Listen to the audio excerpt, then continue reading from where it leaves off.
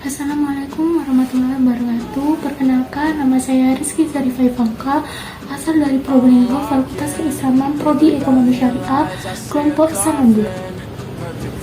Ada dua materi yang disampaikan pada hari ini, yaitu yang pertama tentang pengembangan potensi dan karakter mahasiswa, yang kedua yaitu mengenai Pangeran Trunojoyo atau Trunojoyo.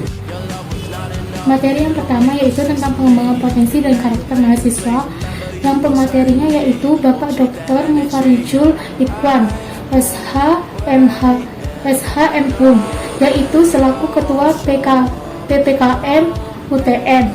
Moderatornya yaitu Kak Nur Lukmana atau Lukman. Pak Dr. Mufarijul Ikhwan menyampaikan banyak hal, yaitu tentang apa itu arti dari apik dan maknanya, bidang kemahasiswaan yang ada di UTN, yaitu yang terdiri dari 4, yaitu bidang kebangsaan, kewirausahaan, bahasa Inggris, lafaz mufidin, dan ditambah oleh 2 program lagi, yaitu kampung karakter dan asrama mahasiswa.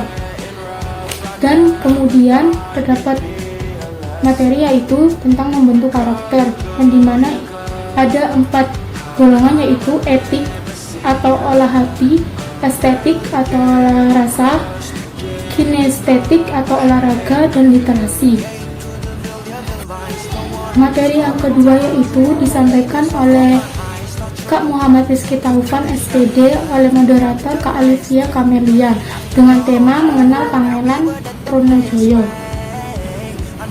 Asal dari Pangeran Trunojoyo, nama lahirnya dari Pangeran Trunojoyo, nama lain, dan Pangeran Trunojoyo itu anak dari cucu Cakraningrat I, yang dimana awal mula penyebab utama terjadinya perang antara VOC dengan Pangeran Trunojoyo itu disintegrasinya Mataram di bawah kekuasaan Sungsuhan Amangkurat I, yang dimana terdapat 3 faktor di dalamnya, yaitu politik internal, politik eksternal, dan lain-lain. Rizky juga memaparkan tahun berapakah peran Trunojoyo dimulai, yaitu mulai dari konsolidasi perjuangan awal di Jawa Timur dan lain-lain. Dan juga ketua dari VOC yaitu Camelia Spelman. Awal terjadinya peran ini yaitu terjadi pada saat Camelia Spelman atau pimpinan dari VOC berangkat dari Surabaya untuk bertemu dengan Pangeran Trunojoyo, tetapi Pangeran Trunojoyo tidak datang atau mengabaikan VOC. Karena mengabaikan itulah terjadinya perang antara Pangeran Trunojoyo dengan VOC. Akhir yang disampaikan oleh Rizky yaitu tentang nilai-nilai perjuangan dari Pangeran Trunojoyo, yaitu setia, tulus, dan pantang menyerah. Saya akan membuat video tentang resumen materi hari kedua PKKMB Sakera, yaitu pada hari Selasa tanggal 2 Agustus 2022. Materi yang pertama yaitu tentang sosialisasi 4 pilar MPR RI, yaitu Pancasila sebagai dasar dan ideologi negara, undang-undang terbentuk karena sebagai konstitusi negara, integritas agama dan kebahasaan, yaitu temanya.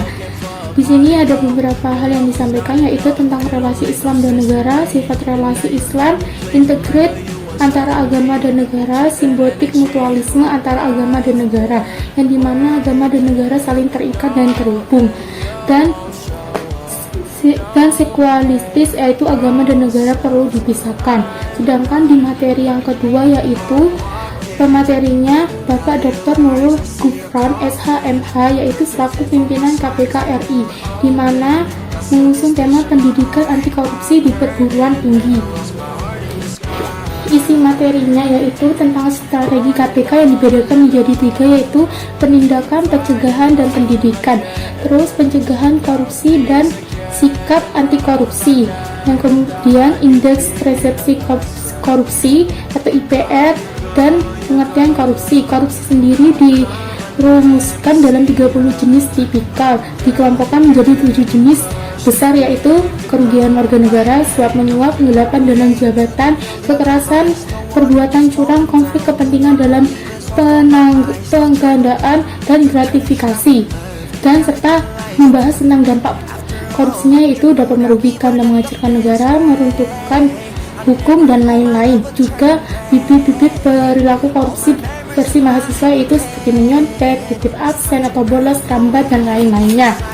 Dan yang terakhir yaitu tentang Tridharma arti korupsi perguruan tinggi. Dan yang kemudian yaitu membahas tentang bagaimana menumbuh anti korupsi, bagaimana.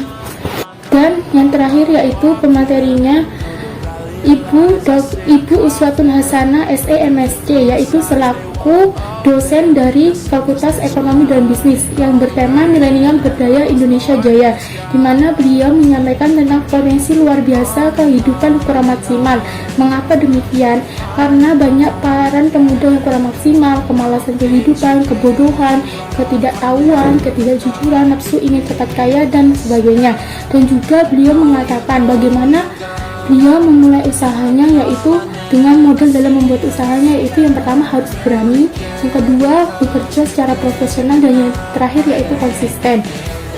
Sekian resumen video dari saya pada hari kedua PKKMB Sakera. Wassalamualaikum warahmatullahi wabarakatuh.